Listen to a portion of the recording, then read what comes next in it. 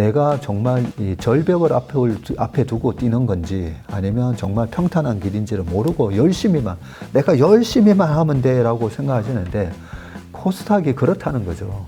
그래서 코스닥 짝수의 코스닥 특히나 하반기장이 무너지거든요. 9월에 페드의 금리 한 번을 하든 두 번을 하든 금리가 인하가 되고 트럼프도 지금 되게 강조하고 있잖아요. 그렇게 됐을 때 금리를 내릴 만한 환경이 되면 약간 경기가 약간 슬로우한 모습이 나올 수도 있거든요.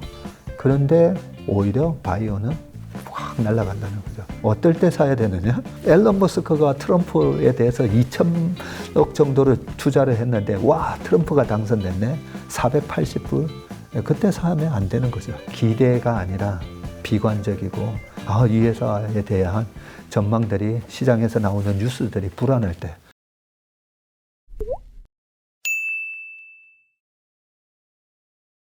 연도 얘기 나와서 그런데 이 홀수의 짝수의 코스피 코스닥이 뭔가가 차이가 있나요?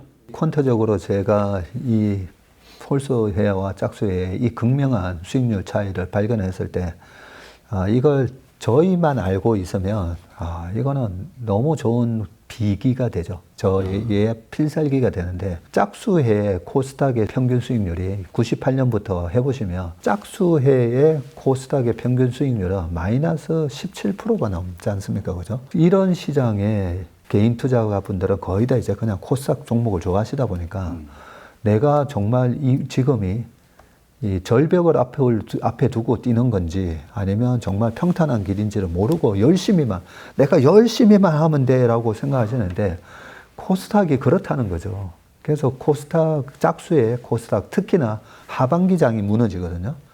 그래서 작년 초에도 여기 와서도 짝수의 홀수의로 나눠봤을 때 우리나라 시장은 코스닥은 웬만하면 작년 4월까지만 하시고 하반기나 쉬시는 게 낫다는 거죠. 보내주신 표를 보니까 정말 두 번 상승하고 전부 파란색이에요. 전부 파란색입니다. 그리고 그 두 번 상승 중에 많이 올랐던 2020년도에 40% 이상 올랐잖아요. 그때 코로나 때 3월까지 박살을 내놓고 올린 거죠. 그래서 코로나 때도 역시 코스닥이 박살났다가 올라왔었기 때문에 짝수에는 우리가 조심해야 됩니다라는 말씀을 드렸고, 그런데 홀수회로 딱 넘어가 보잖아요. 그러면 또 기가 막힙니다. 홀수회의 코스닥의 평균 수익률이 40%예요. 40%. 39.9%라고 네. 찍히네요. 와. 그래서 웬만하면 이 홀수에 우리가 돈을 벌 때도 홀수에 버시라는 말씀을 드리고, 제가 코로나 시절에 보면 골프 붐이 불었었잖아요. 해외 못 나가시다 보니까.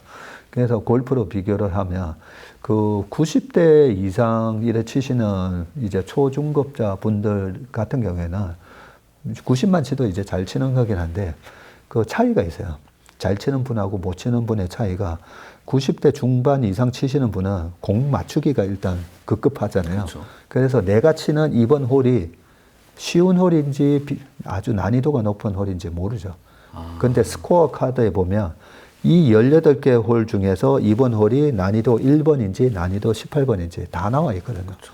그래서 프로이고 잘 치는 분들일수록 이번에 핸디캡 17밖에 안 되네. 여기서는 내가 버디 해야 돼. 그리고 핸디캡 1번 홀에서는 뭐죠? 버디 하려고 하는 게 아니라 보기만 해도 나는 다행이다 라는 마음으로 쳐야 되잖아요. 그게 전략이 달라져야 되는데 우리나라 시장이 이렇게 어떻게 홀수에는 40% 수익이 나오고 짝수에는 17% 손실이 나는 시장이니까 그 부분에 이제 조심하셔야 됩니다라는 얘기를 말씀드렸는데 작년에 코스닥이 마이너스 21% 났습니다. 그렇네요. 그래서 이 전략을 앞으로도 이제 많이 사용하시면 좋은데 짝수해에 10월 말에 들어가서 홀수에 7월에 파시면 돼요. 짝수해 10월 말에 들어가서 홀수해 7월 매도를 하는 전략을 반복하시면 앞으로 평생 그게 맞는 해도 있고 안 맞는 해도 있지만 우리가 카지노에서 갬블러들이 돈을 잃는 이유가 카지노가 51%, 갬블러는 49%잖아요. 그 1%의 승률 차이 때문에 갬블러는 계속 하면 할수록 돈을 잃게 되는 거잖아요. 그래서 이런 확률, 홀수의 40%지 않습니까? 그래서 이 전략을 계속 반복해서 쓰시면 반드시 이제 좋은 성과가 나오실 건데 올해 같은 경우에는 작년 짝수에서 홀수해가 됐는데 에이 코스닥이 왜 이래 약해? 2차 전지에 대한 그 후유증이 너무 컸던 거죠. 근데 지금 LG 엔솔이 실적 발표한 거 보니까 보조금 안 받고도 흑자 전환 이렇게 그나마 이 턴어라운드 하는 조짐이 보여서 제가 4Q 내년 1Q에는 코스닥이 과거 2017년도도 그렇고 여러 가지 정황을 보면 폭발할 것 같은데 그 상폭 계정도 있으니까요. 그러면 뭐가 올라갈까 섹터를 이렇게 나름대로 생각을 해보니까요. 2017년에 바이오였다 했잖아요. 이번에도 바이오겠구나. 예. 그리고 바이오가 되려면 미국 시장이 만약에 바이오 붐이 불면 우리도 좋잖아요. 그렇겠죠. 작년에 우리 시장, 미국 시장 한번 생각해 보시면 미국에는 비만 치료제, 1112, 노보노디스크, 바이킹 테라피틱스 뭐 그렇죠. 그런 주식이 있고 작년에 우리나라 시장에서도 그 맥락에 팩트론이라는 회사가 비만 치료제에 쓰이는 GLP-1 기술로 엄청나게 올랐고 그리고 알테오젠 같은 기업도 많이 올랐잖아요. 근데 작년에 어떤 트리거가 있었냐면 24년 9월부터 미국의 페드가 금리 3번 내렸었거든요. 네. 그래서 글로벌하게 바이오 업종은 이 금리랑 되게 민감합니다. 사실 그렇잖아요. 임상 3상에 막대한 돈이 그렇죠. 들어가는데 그 신약 개발 회사가 뭐 돈이 있어서 그 막대한 돈 하는 거 아니잖아요. 다 펀딩이잖아요. 펀딩. 네. 그 실적 표인데 다 아무 표시 없는 회사들이잖아요. 예, 맞습니다. 그래서 이 금리에 굉장히 민감한데 지금 페드의 금리는 언제부터 내릴 확률이 높은가? 페드 와치 봤더니 9월이잖아요. 이번에 지금 9월로 되어 있기 때문에 그러면 9월에 페드의 금리 한 번을 하든 두 번을 하든 금리가 인하가 되고 트럼프도 지금 되게 강조하고 있잖아요. 그렇게 됐을 때 금리를 내릴 만한 환경이 되면 약간 경기가 약간 슬로우한 모습이 나올 수도 있거든요. 그런데 오히려 바이오는 확 날아간다는 거죠. 그래서 이번 4Q하고 내년 1Q에는 코스닥의 바이오 주식들 한번 잘 봐야 되겠다. 이런 생각이 들고요. 그 다음에 2017년에 처음에는 삼성바이오가 랠리가 먼저 있었다 했잖아요.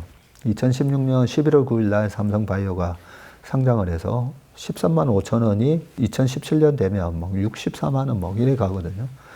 삼성바이오 코스피에 삼성바이오가 먼저 오르고 그 다음에 코스닥에 있었던 셀트리온이 9월부터 랠리가 시작되고 그때 서정진 회장께서 공매도 세력과의 전쟁 선언하면서 그때 했던 특단의 조치가 우리 코스피 이전 상장하자. 그 이슈 때문에도 또 올라갑니다. 그러면서 셀트리온 올라가니까 그 다음 뭐지 해서 찾았던 게 그때 신라젠. 그런 식의 모습으로 갔기 때문에 이번에도 분명히 주인공은 바뀝니다. 제가 늘 이런 말씀 드리거든요. 섹터는 거기일 수 있으나 요게 우리 KBS에서도 그렇고 방송사에서 오디션 프로그램 많이 하시잖아요. 그 오디션 프로그램 할 때 우리가 잘 보셔야 되는 게 주식은 미인대라고 하잖아요. 미인대라고 하는데 자 오디션 프로그램인데 이게 모창 가수를 찾는 게임인지 아니면 정말 나만의 개성 있는 목소리를 뽐내는 오디션인지 그걸 잘 봐야 되죠. 그래서 모창 가수를 뽑는 게임이면 철저하게 완전히 김광석 씨처럼 불러야 되는 거잖아요. 그런데 독특한 캐릭터를 찾는 오디션 프로그램에서 김광석 씨랑 똑같이 부르면 당신 지금 뭐 하고 있어? 모창하는 거야. 이렇게 되는 거잖아요. 그래서 우리가 이런 매크로 변수라든지 수급이라든지 이런 거에 따라서 시장의 색깔은 바뀌는데 거기서 주인공은 늘 바뀐다는 거죠. 그래서 이번에 4분기에 내년 1분기에 그 바이오장에서 뭐가 주인공이 될지는 모르겠지만 지금 그 말씀하시는 걸 복제약보단 신약이야라고 이해하면 잘못된 걸까요? 아닙니다. 분명히 이번에 알테오젠이나 이런 회사들이 말 그대로 라이센싱 아웃 하면서 실적을 보여주니까 올라갔던 거잖아요. 그래서 바이오가 참 어려운 게 바이오 섹터 전체를 사자니 어떤 회사는 신약 개발이 되고 어떤 회사는 안 될 건데 그래서 어려운 거고요. 그거는 이제 바이오 전문가들이 해 주셔야 될 영역이고요. 두 번째는 제가 크게 보는 모멘텀 중에 하나가 우리가 2015년 제가 5자 들어가는 해는 항상 중국 모멘텀이 있다라고 말씀드리거든요. 이게 약간 퀀트 개념이신데 퀀트의 이유를 물어보는 건 바보 같은 질문이죠. 아니죠. 퀀트의 이유를 알고 싶으시죠. 네. 알고 아까 홀수 싶으신데 짝수도 그렇고 여쭤볼까 말까 계속 고민하고 있었거든요. 그 이유를 아는 게 사실은 더 중요한데요. 근데 홀수 짝수부터 말씀드리면 짝수해에 엔터테인먼트가 우리 코스닥의 엔터테인먼트 회사들도 많잖아요. 네. 그죠? 그러면 JYP를 비롯해가지고 YG엔터 같은 분명히 코스닥에 포함되어 있는데 짝수에 보면 확실히 안 좋아요. 확실히 안 좋습니다. 작년에 엔터 아니 약속이나 한 듯이 엔터 3사가 다 안 좋아요. 한한령 해제만 기다리고 있었죠. 네. 그런데 중국 모멘텀이 사라진 거는 2017년 사드 보복부터 시작해가지고 중국 모멘텀은 없었거든요. 그러면 2023년, 21년 후에는 왜 좋았냐는 거죠. 그렇게 생각해 보면 중국 모멘텀 말고 뭔가가 있는데 뭔가 봤더니 짝수해에는 월드컵이나 올림픽이 있어요. 4년마다 열리니까. 예. 올림픽하고 월드컵하고 2년으로 또 번갈아 가면서 하잖아요. 네. 그러면 저처럼 이제 또 축구 좋아하는 사람은 다 봐야 되죠. 그래서 아이돌 그룹, 내가 우리 BTS 좋아하긴 한데 나 축구 좀 봐야 되거든. 이런 상황이 되는 거죠. 그래서 스포츠 빅 이벤트가 영향을 주고요. 그 다음에 또 영향이 있어요. 제가 스포츠 광 분들, 야구 좋아하시는 분들은 또 야구, 스포츠스, 축구 다 보면 열정적으로 하시잖아요. 그만큼이나 더하면 더했지 열정적인 분들이 정치, 네, 그죠? 정치는 약간은 뭐 죽고 사는 문제처럼 이렇게 하시잖아요. 그러다 보니까 선거에 영향을 많이 받구나. 야, 지금 우리 진영이 이기냐, 저쪽 진영이 이기냐. 그렇구나. 그랬는데 무슨 콘서트를 보러 간다고? 그렇죠? 그래서 이 짝수에 영향을 주는구나. 저는 그렇게 해석을 했습니다. 뭐 여러 가지 변수가 있겠지만 그래도 그런 저는 그냥 규칙성만 어떻게 발견이 된 건가 아니면 혹시 이유가 있었나 여쭤본 건데 그럼 5자가 들어간 해의 중국과 연관성은 뭔가요? 네. 이 부분도 이번에 알아놓으시면 좋은 게 최근에 앞으로 이제 조금은 유튜브나 뉴스에서도 약간씩은 나오고는 있습니다. 중국의 지도자가 바뀔 수도 있다. 뭐 이런 부분. 실각설 얘기가 나오기도 하고. 네. 근데 확률적으로 보면 저는 8대2 정도로 실각하실 가능성이 높다고 생각합니다. 왜냐하면 제 주변에도 그렇고 이 중국에 정통하신 분들이 많아가지고요. 그 가능성이 꽤 높다라고 저는 생각합니다. 꽤 높은데 이 부분 얘기는 좀 이따 하고요. 5자에 왜 중국 모멘텀이 있었나라고 말씀을 드리면 중국의 지도자가 10년마다 바뀌었었잖아요. 몇 년도에 바뀌는지 아세요? 지금이 4연임까지 노리고 있는 상황인데 네, 그 전에 강택민, 후진타오, 시진핑 이렇게 넘어올 때 몇 년도에 취임했는지 아세요? 연도로는 잘 모르겠습니다. 네. 그게 22년 11월에 공산당 대회 뭐 이런 걸 해가지고요. 차세대 지도자를 선정해서 3자가 들어가는 2월인가 취임을 하십니다. 국가 주석이 바뀌는 거죠. 그리고 지금 시진핑 주석은 3가지 타이틀을 달고 있어요. 우리는 대통령이면 대통령이 군 통수권자고 뭐 다 되잖아요. 근데 중국은 안 그래요. 국가 주석이 있고요. 공산당 총서기가 있고요. 군사위 주석이 따로 있습니다. 그래서 이번에 시진핑, 그 전에 후진타오 전에 강택민, 짱쩌민. 근데 후진타오가 국가 주석이 됐음에도 불구하고 군사위 주석이 언제 됐냐면요. 국가 주석 되고 나서 8년 뒤에 됐어요. 그 다른 적이 있었나요? 네, 강택민 주석이 계속 군사위 주석을 쥐고 있었던 거예요. 그 정도로 이제 중국, 뭐 러시아 이러면 일단 군사력이 막강한 나라 아니겠습니까? 그죠? 그 정도로 군사가 중요한데 이번에 약간의 실각의 원인이 된 것도 사실 군부하고의 좀 트러블이 있었다라고 보시면 되고 그런데 지금까지 제가 아는 정보로는 평화적으로 시점은 9월 전후. 네. 근데 이거는 그냥 제가 들은 정보를 그냥 말씀을 드리는 거니까 그런가 정도로만 생각하시고요. 자, 그래서 5자가 들어가는 해가 왜 그 모멘텀이 있냐면 그래서 3자가 들어가는 해에 취임을 하잖아요. 미국은 1월 20날 했고 중국도 그렇게 연초에 국가 주석이 되고 나면 중국은 거대한 나라잖아요. 그러면서 내가 대통령, 내가 이제 주석이 됐으니까 이제 내가 와 후진타오가 됐으니까 우리가 이렇게 살기 좋은 나라가 되는구나 보여줘야 되잖아요. 그래서 뭐든지 우리가 공부도 그렇고 초반에 열심히 하잖아요. 그렇죠. 맨 앞장 열심히 보는 예, 거죠. 항상 보면 영어도 보면 명사 대명사 거기만 달달달달 그런 것처럼 예, 항상 다 초반에 열심히 하다 보니까 미국 대통령 1년 차에도 주가가 나쁘지 않았던 거고요. 중국은 워낙 이제 10년 텀으로 가다 보니까 3, 4년도에 열심히 하다 보면 그 효과가 5자해에 확 나오게 되어 있습니다.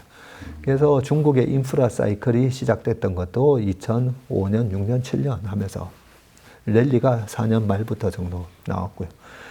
그런 모습이 나왔었고 95년도에도 보면 93년, 4년, 5년도에 우리나라 호남 석유 이런 시클리컬들이 막 올라가거든요. 중국 경기가 좋아서 그랬다. 그런 여러 가지 중국 모멘텀이 발생하고 2015년도에는 뭐가 있었지? 중국 소비재가 날아갔었죠. 그러면서 오리온 초코파이를 가지고 중국에서 생일 잔치를 하는 거, 그게 2013, 14, 15년도에 우리가 봤던 거예요. 그리고 중국에서 마스크백, 한국산 마스크백이랑 한국산 화장품에 막 사재기 하던 게 2015년. 그래서 그때 당시에 아모레퍼시픽, 코스맥스, 한국콜마 다 날라갔다.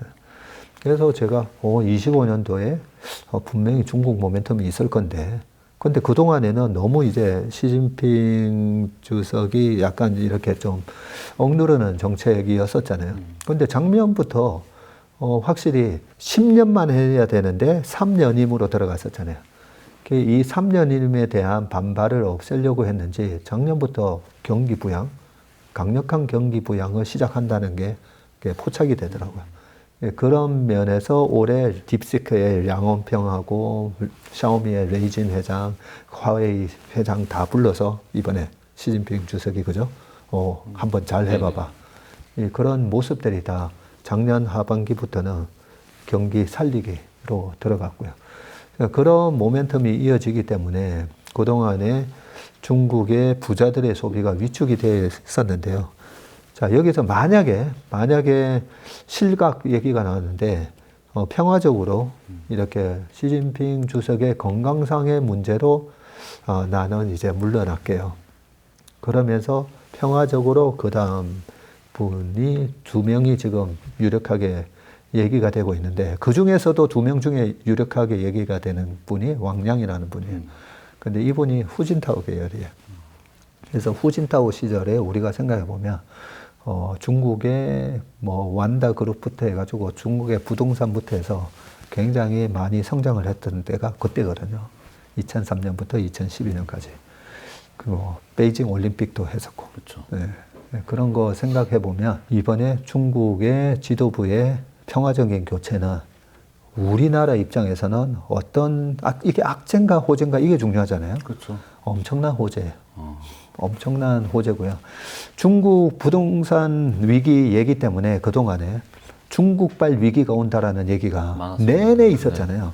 내내 있었는데 그게 약간은 잘못된 우리가 오해가 있는 게 중국의 부동산 위기가 아니라 시진핑 주석의 장기 집권을 하기 위해서 후진타오 시절에 성장한 부동산 재벌들을 소위 말해서 적폐청산한 거라고 보시면 돼요.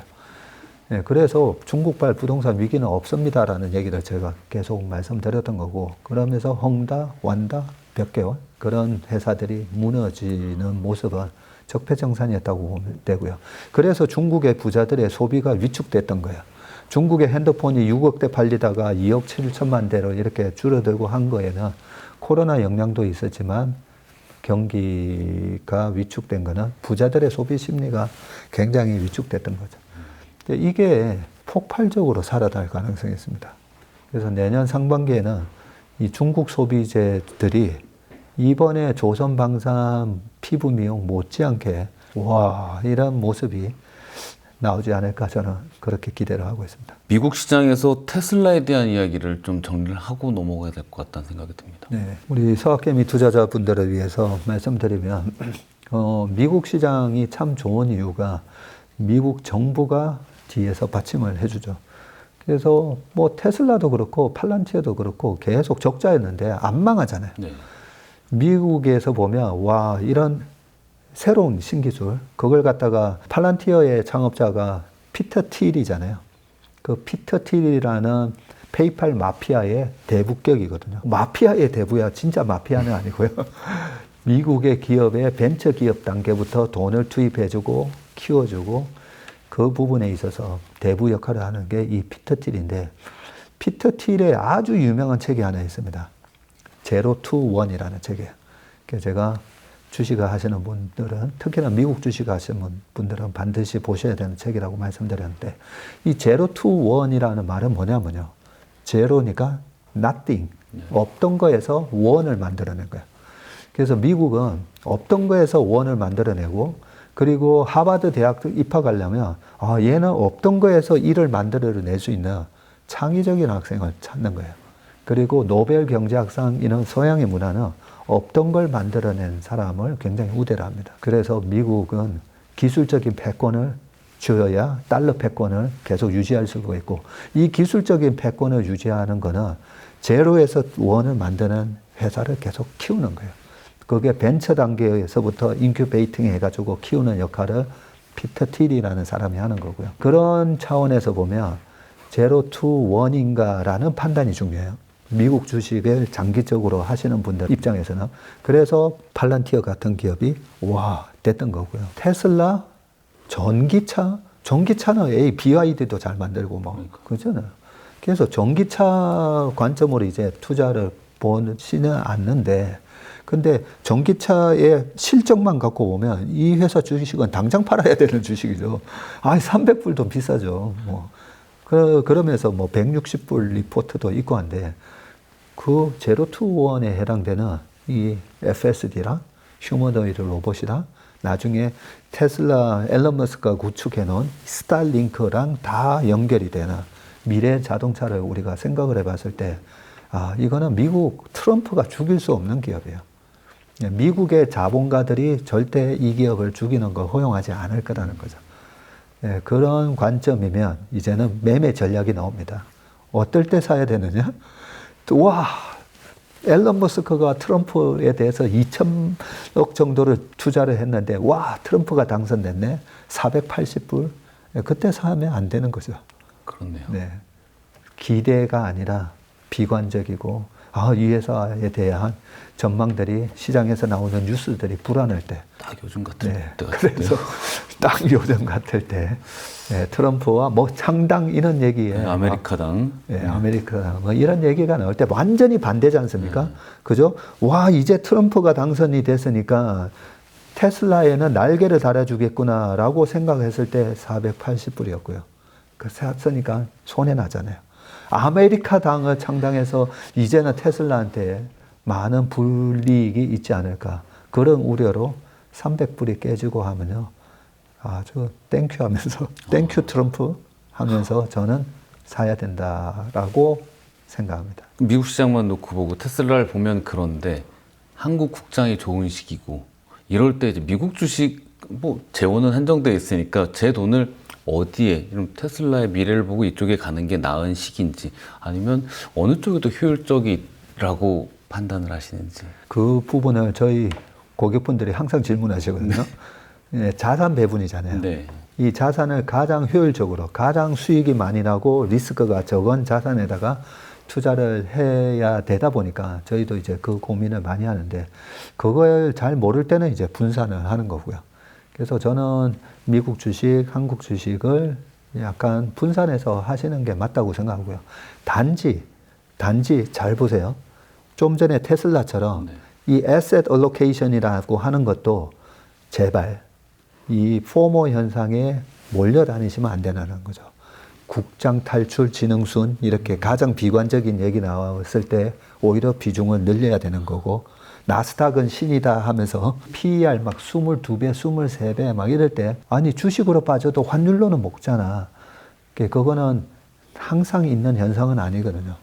그래서 이 asset allocation도 그냥 시장 분위기 보시면 돼요. 내 마음한테 물어보셔도 돼요. 아, 지금은 어디가 하는 게 나은가? 아, 이쪽 좀 불안한 것 같은데. 그럴수록 오히려 비중을 늘리시고 너무 낙관적이고 사람들이 열광할 때 줄이고 그걸 저는 평생 반복하셔야 되는데 다 거꾸로 하시기 때문에 주식으로 돈을 못 버시는 거예요. 투자할 땐 사람들을 만나면 안 되겠는데요? 오히려 사람들을 만나가지고요. 옆에서 막 얘기하는 거랑 반대로 하시면 됩니다. 그게 쉽지가 않습니다. 왜냐하면 그 주변 분들이 저희 같은 전문적인 이제 펀드 매니저를 만나시는 건 아니잖아요. 그렇죠. 그래서 직장 동료들이나 많은 분들이 얘기하실 때 너무 이쪽으로 쏠렸다. 그래서 제가 그 기준은 10명 중에 7명이 얘기하는 주식은 사지 말라고 얘기하거든요. 그리고 10명 중에 7명이 안 된다 할 때 네, 그쪽 비중을 늘려. 그래서 지금은 약간 불안한 부분이 한국장이나 미국장이나 양쪽 다 존재하는 것 같아요. 트럼프 때문에 불안하고 네, 그런 상황에서 약간은 뭐 저는 7대3 정도로는 아직까지는 7대3, 8대2 정도로 한국 시장이 좀 유리하다고 보는 건 뭐냐면요. 둘 다 애매하고 비슷하면 한국 시장은 세금이 없어요. 아, 또 다른 혜택이 있으니까. 예. 그래서 제가 뭐 금투세 처음에 나왔을 때 금투세 이거는 순서가 잘못됐다는 거죠. 상법 개정해놓고 네, 뒤통수 맞고 와 이게 우리 경제적 자유를 위한 고속도로라고 딱 들어왔는데 톨비 내고 들어오는 거잖아요. 세금을 걷는다는 거는 거래세 내고 있잖아요. 네. 톨비 내고 목적지에 도달했을 때 너 잘 왔으니까 또 거기다가 20% 세금 내. 그건데 아니 고속도로가 아니었잖아요.